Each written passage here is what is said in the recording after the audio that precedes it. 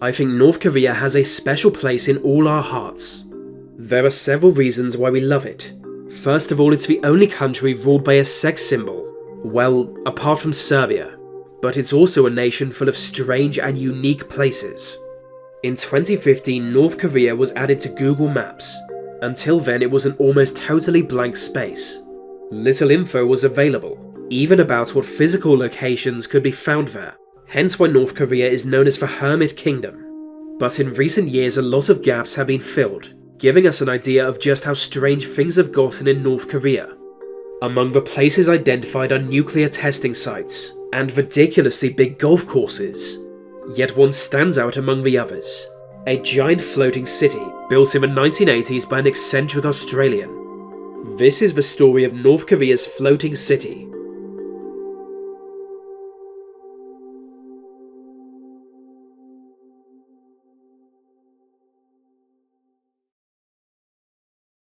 In the 1980s, an Australian developer had a very Australian idea.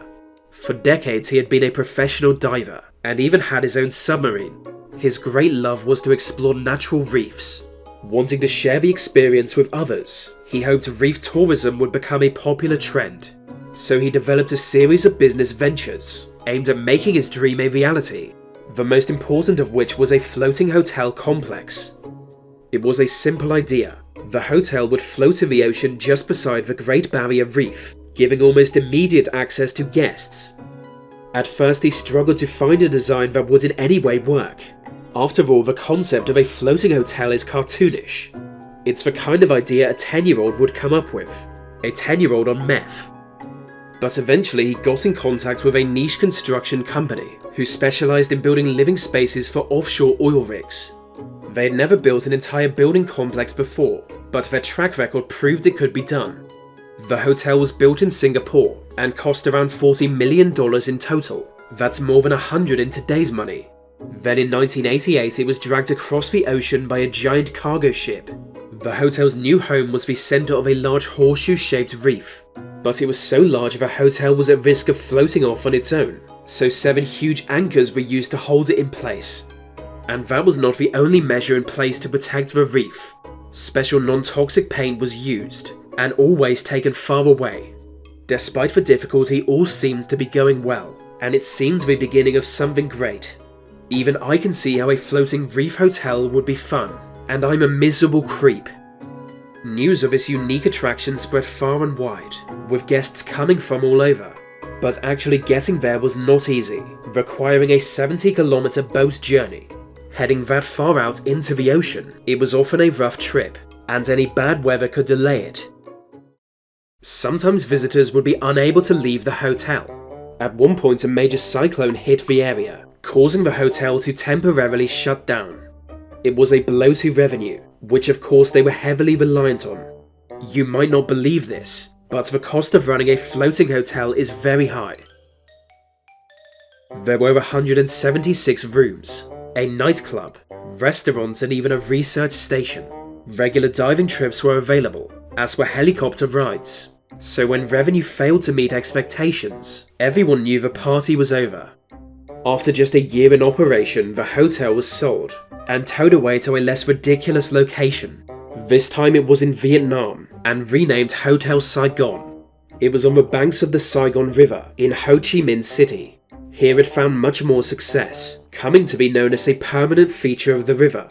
For 10 years the hotel was profitable, witnessing the city undergo an economic boom. The nightclub proved to be especially popular in the 1990s.